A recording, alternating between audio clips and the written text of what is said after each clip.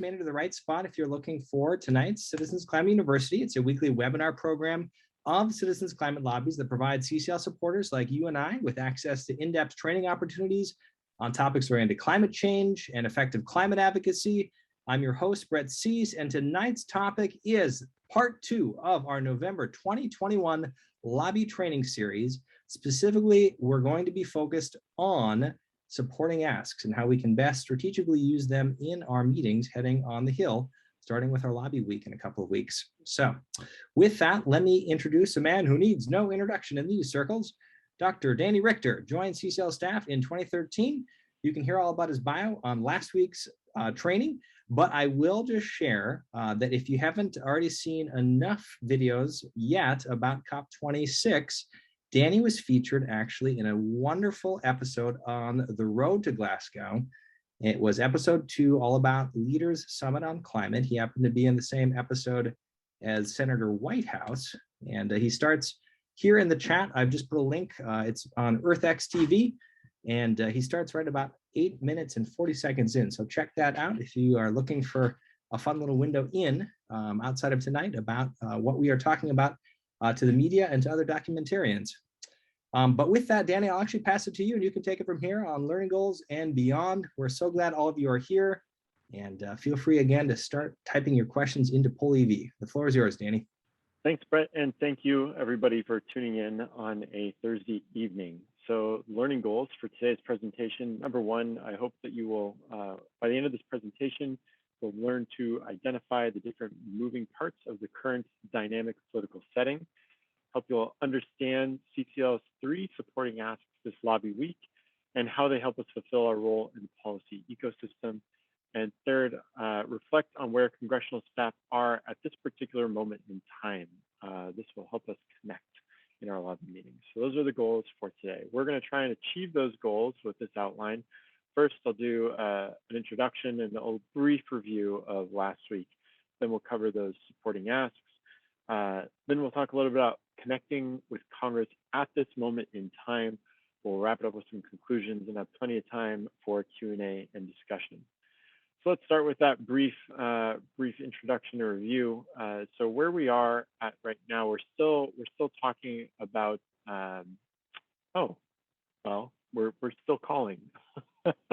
So we launched a calling campaign, and we've already made 2,800 calls. So I want to thank everybody on this call who's made a call, and for especially if you ask friends or family to call here, because we've been doing this a lot. We've been doing it for a long time. Reconciliation really has dragged on, hasn't it? But we launched this just this past Tuesday. Here you can see the URLs, and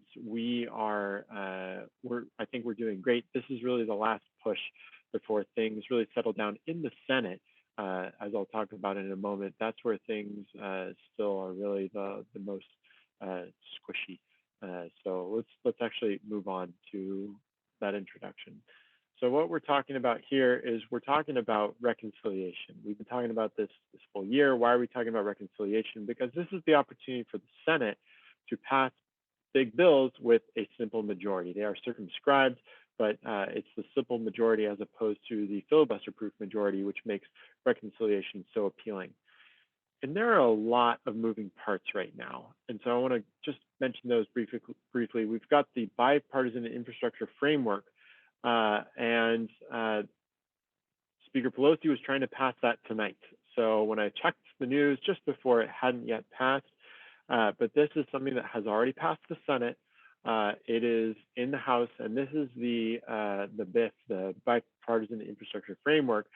This is the $1 trillion package that progressives were refusing to pass until they had greater clarity on what would be in the Senate reconciliation bill. And so the bipartisan infrastructure framework already passed through the Senate, being held up in the House. And with that, there is a House reconciliation bill, and those two are tied. So that's the House. Then last Thursday, before my presentation last week, President Biden released a framework of his own, a Build Back Better framework. This was not really tied to anything necessarily, not directly to what was going on in Congress. So it's kind of hanging out there as its own framework.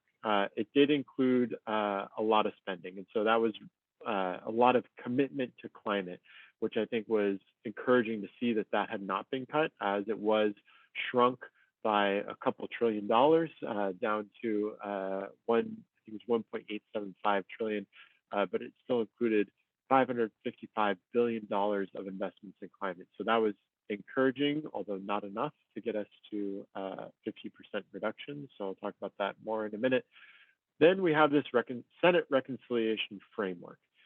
And this is the mystery. This is the really big piece. This is House Democrats want more clarity on this before they release the bipartisan infrastructure framework.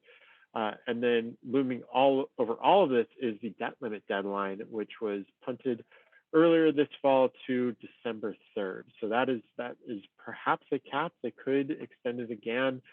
They could raise the debt limit, but that is a really important deadline. December 3rd is the first day where the federal government might run out of money. It might be later than that, but that's the first day where they might run out of money. So this is, and then we default, and then bad things happen. So here are the moving parts. I'll be referring to those throughout this. I do want to spend a little bit more time on Biden's framework, because that was so new and I hadn't had a chance to digest it, much less talk about it. So this is the Build Back Better framework. As I mentioned, $550 billion in climate spending. This includes things like clean energy tax credits, civilian climate corps, addressing extreme weather and pollution in communities, and investments for clean energy technology. It also has government incentives to invest in next generation tech. It's all spending. So there's no carbon price in that. There's not even a methane fee, which is in the House reconciliation package. And models show it's not enough to reach 50% emissions reductions by 2030. So even though the administration and members of the administration have said that, the models don't back that up. Even though some environmental groups are saying that, the models don't back that up. So that is the Biden's framework doesn't get it to 50%. Negotiations for the Senate framework are still continuing, and let's talk more about the Senate as we continue to move through this. Last week, I covered our primary asks, and for Senate Democrats, the primary ask is to include a strong carbon price and reconciliation. This is both for Senate and House Democrats. And I made the point last week that if you know your Democrat is a strong champion for carbon price and reconciliation, say a Senator Whitehouse or Representative Deutsch, then you want to bring this in and have the conversation about, okay, how can we help? How can we help make this happen and have more of a strategic partnership? If your member is a co-sponsor of the Energy Innovation and Carbon Dividend Act, you cannot assume that they don't need to hear this message from you, because they may assume that you only want it in through regular order, and they may need to push to include a carbon price and reconciliation. So don't assume, confirm, and if you do confirm early, just have that positive discussion about what can we do to help. This is probably the last best chance. For Republicans, what I focused on last week was the supporting asks. We're going to be the primary asks, and we're revealing those supporting asks this night. For the Senate Republicans, we recommend the RISE Act or the Forest Act. The supporting ask document is available on Community. And in the House, we're suggesting the Growing Climate Solutions Act. Now for Democrats, each of these can be used as a supporting ask. After you've had all the conversation about including a carbon price and reconciliation, these are good to go for that. For Republicans, these should be the primary ask. And why is that? Is it because I think that for Republicans, just mentioning reconciliation, they could choose to shut down the meeting. They could choose to say, oh, it's such a partisan process. We don't want to talk about that. You guys are such a partisan organization. So instead of talking about reconciliation and exposing you and your team to that risk, just talk about these bipartisan bills that move the ball forward on climate. And so let's talk about those bills. Let's get into the supporting asks. So just to refresh, we pass supporting ask bills through three filters. And so number one is it bipartisan? That's the first thing we look at. We want to make sure that supporting acts are bipartisan. This is particularly important because we have engaged so heavily on the reconciliation process, which is being driven by Democrats. We want to make extra sure that our supporting acts are bipartisan. Needs to be complementary to the Energy Innovation and Carbon Dividend Act or carbon price more generally in the context of reconciliation. And so if it's going to be if it's going to get out emissions that are already going to be substantively addressed by a carbon price, that brings it down a notch. And then achieve strategic goals. So what might examples be of strategic goals? Well, if the members supporting it are in a strategic position, they're a ranking member or a chairman of a particular committee that we need to pass a carbon price, or say looking at the organization as a whole and making sure that CCLers throughout the country have a hook. So the RISE Act, for example, has to do with coastal states. And so if you're in a coastal state, that's a good one to go to. Agriculture, the Growing Climate Solutions Act is really good for people with agriculture in their districts.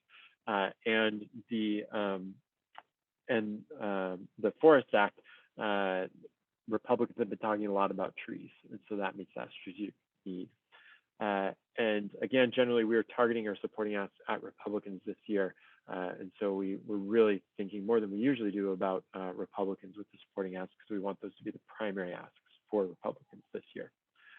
So now let's get into these supporting asks. The Growing Climate Solutions Act should be familiar at this point. This is we've been advocating for this for well over a year. It's actually already passed the Senate.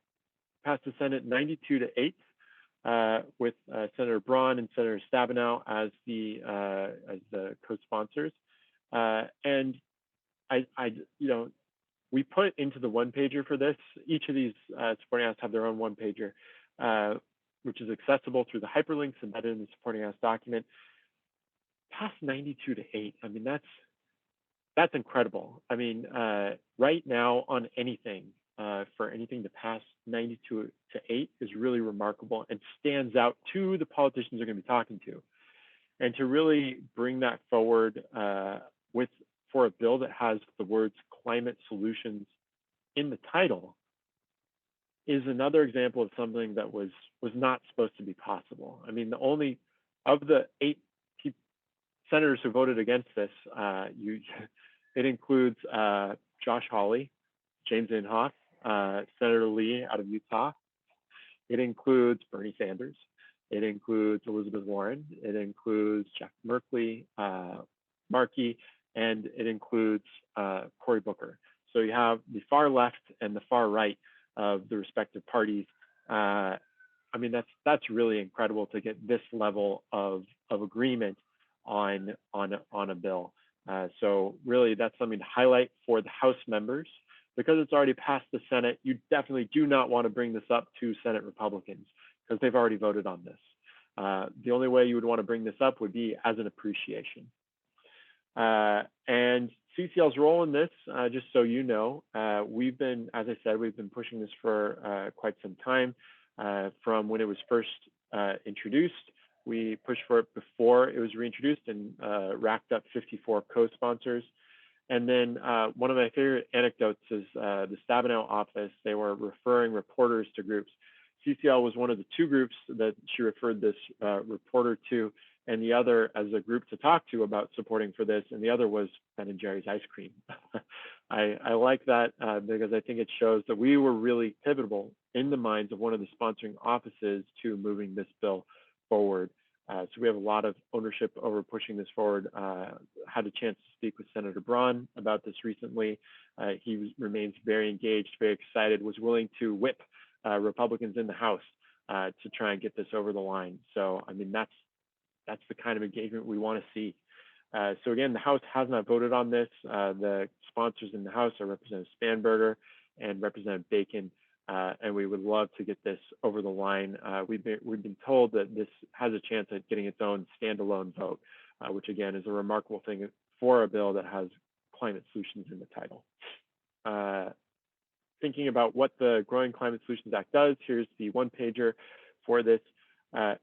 What is its strategic significance? Well, we really need to get farmers on side with climate solutions.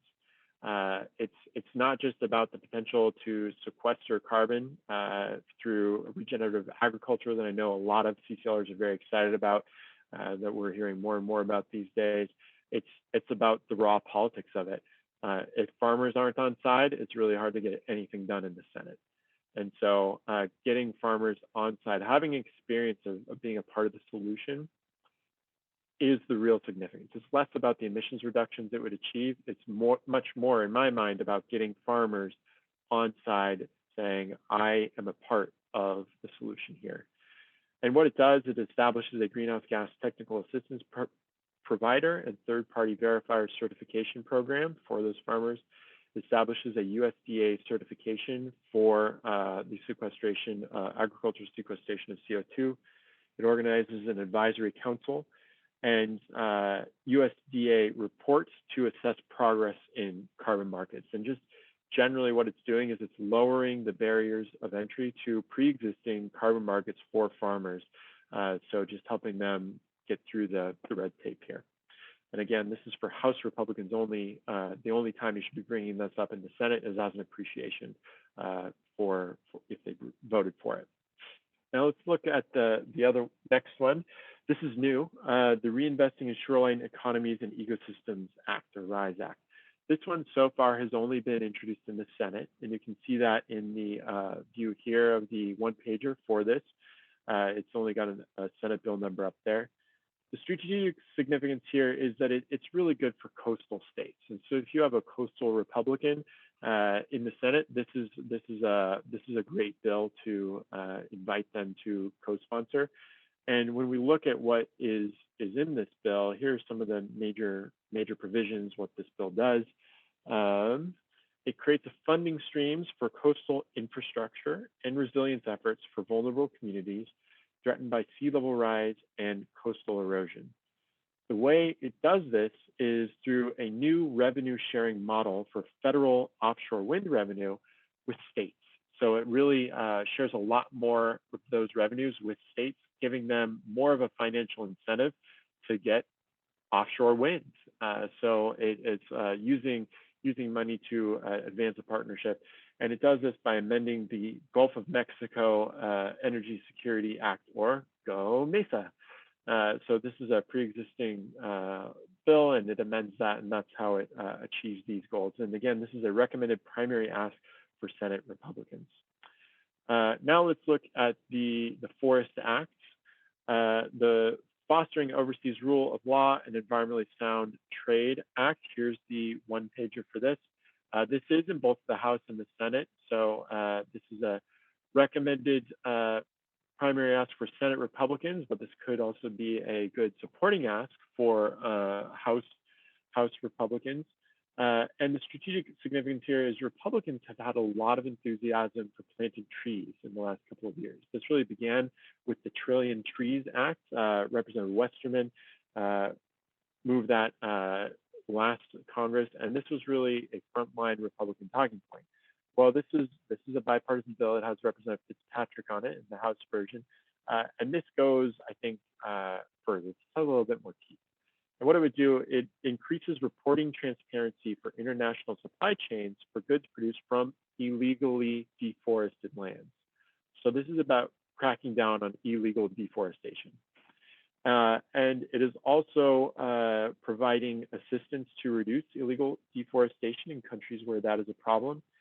And it adds deforestation included as a U.S. financial crime criterion. So really, like I said, has some teeth here. And it creates a purchasing preference for deforestation-free products. So this is a pretty cool bill that taps into Republican enthusiasm in Trillion Trees. I think takes it to the next level. And it also, I think, another way you could bring this forward with Republicans is because it does have that increased transparency and involves greater accountability from other countries. I do think that that has appeal for Republicans. Enforcing good behavior on other countries, I think, is a good line for this. And this is a recommended primary ask for Senate Republicans. I do want to address the supporting asks that were not covered. There was actually quite a bit of turnover even from June. And I want to cover those bills that were supporting asks in the past and why they're not a supporting ask now. Bottom line, a lot of them are going to be incorporated in the moving parts I spoke about earlier. And so let's just walk down the line. The Energy Sector Innovation Credit Act. This is really duplicative with the Clean Energy for America Act. This is they're both having to do with tax credits. The Clean Energy for America Act is the bill that Senator Ron Wyden has championed. He's the lead sponsor on that. He's also the chairman of the Finance Committee.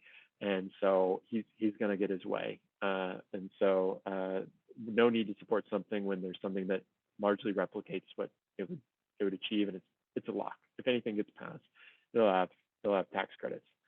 The SCALE Act, which had to do with carbon capture and sequestration infrastructure, that was included in the bipartisan infrastructure package, which again has passed the Senate and could pass the House as early as tonight. I don't know if it's passed yet because I'm speaking with all of you, but because this is included in something we expect to pass, no need to lobby for it. Next on the list, we have the Hope for Homes Act. This was so far the lone exception where we actually did support it was not a bipartisan bill. And the reason for this, that third consideration, the strategic significance, we were keeping our ears to the ground, talking to a lot of you who have progressive members, and the sentiment was we needed a way to connect with progressive members. And so we had Hope for Homes as a bill to appeal to progressive members. But the provisions of Hope for Homes have largely been included in reconciliation. And since we do really need to talk to progressives about a carbon price and reconciliation, that should be the primary ask. That should be where your conversation is focused. So Hope for Homes is not a supporting ask this time around. And Reclaim, the coalition that is behind this, so we are in conversations with a number of other groups, and they are not pursuing it as a standalone bill at this time. And so if they don't want to pursue it as a standalone bill, it's probably counterproductive for us to pursue something that other groups are not pursuing. They're thinking about taking the major components of it and perhaps trying to incorporate it into other legislation. But until there's clarity on that, it doesn't make sense to pursue this without the rest of the coalition. So we remain interested in Reclaim and the provisions in there, but playing ball with other groups who are invested in this, we are not pushing this as a supporting ask at this time. Don't think it makes sense. So now let's talk about connecting with Congress in this moment, because what a moment we are in. All of us are feeling this. We all follow the news. This is a very confusing and fast moving process driven by congressional leadership. And so now let's put ourselves into the shoes of the staffers and the members we're going to be meeting with. If it's driven by congressional leadership, that means that many members themselves, as well as their staff, have been in the dark throughout this process. And imagine how frustrating that would be as a member of Congress when you don't actually know where this train is headed or why. And at the same time, as you don't know, you're accountable for responding to constituents, listening to their concerns, and you have to make decisions about a process that you don't have full vision on. And so there's a real thing about reconciliation fatigue, because this has been going on so long. This dynamic has it's become more acute recently, but it's been going on for a long time. It's just we think we're close, and then nope, the progressives can't reach a deal with the moderates in the House, and Joe Manchin said something, and so the world is blowing up, and so we gotta punt another month and keep up this process, this leadership-driven process where we don't know, but we're members of Congress, so people expect us to know. So there is this real fatigue on the Hill, and moving on to the last point here. Think about how tired you've been from all this process and following the news stories, and just imagine how tired and how exhausted staff must be from this. And I think that if you're able to go through this visioning process, I think you'll be better able to connect with the staff and members that you're meeting with. So this applies to everybody I'm about to talk about. Now let's talk about different offices. So let's start with House Democrats. What is their reality? They are under enormous pressure to approve whatever comes out of the Senate. And so I think that possibly as early as tonight, it will move fully into the Senate. But I mean, that's kind of a bummer, where you're the junior partner here. The Senate is the one who's really driving this. And you're going to have to vote on this. And you know the Senate's going to vote on this. And you're just going to have to vote on whatever the Senate says. That's very disempowering. And so that's part of the dynamic that's going on with the House. They're a little bit bummed. And so our goal as our volunteers, your goal is to help diffuse any opposition the House might have on the basis of the carbon fee. It might be that our blood pressure goes up again after we see the Senate bill. It goes to the House and they find something, that, whether it's moderates or whether it's progressives, that they don't like so much, and they are crying foul. We want to make sure, our goal with House Democrats is to make sure that the thing they cry foul on is not the carbon fee, should it make it into the Senate version. So that's our goal. Now let's move on to the next group. For House Republicans, I think the thing that I'm focusing on here is I'm remembering the Conservative Climate Caucus and how that got up to 68 members, flabbergasting everybody, including the chairman of that caucus, John Curtis. It really shot up there. And I want to share this quote from John Curtis. This is from an article just, I think it was last week. Time is still doing strange things for me. But he is leaving today to attend the Glasgow Climate Conference. Here's this quote: "We also want to show that we have good ideas. We want a seat at that climate table. That's been the mistake with the Republicans not talking about this. Our ideas are not being considered." I think this is great. The way I'm thinking about this is these 68 Republicans are walking in the right direction. And I think it's much easier to get somebody to walk faster who's walking in the right direction than it is to turn somebody around. And so I think about all the work that we put into getting that Republican climate resolution, the Gibson resolution in 2015, just 17 Republicans to say climate change is real, humans have had an impact, and Congress should do something about it. And I compare that with this statement, the leader of 68 Republicans saying, we have good ideas and we would talk to the world about that. It's just so different. And so our goal with House Republicans, there are still House Republicans whom we need to turn around and get to walk in the other direction. For those 68 plus Republicans who are walking in the right direction, let's get them to move faster. Let's get them to walk in the right direction quicker and get to where we all need to be sooner than we otherwise would have. That's our goal with House Republicans.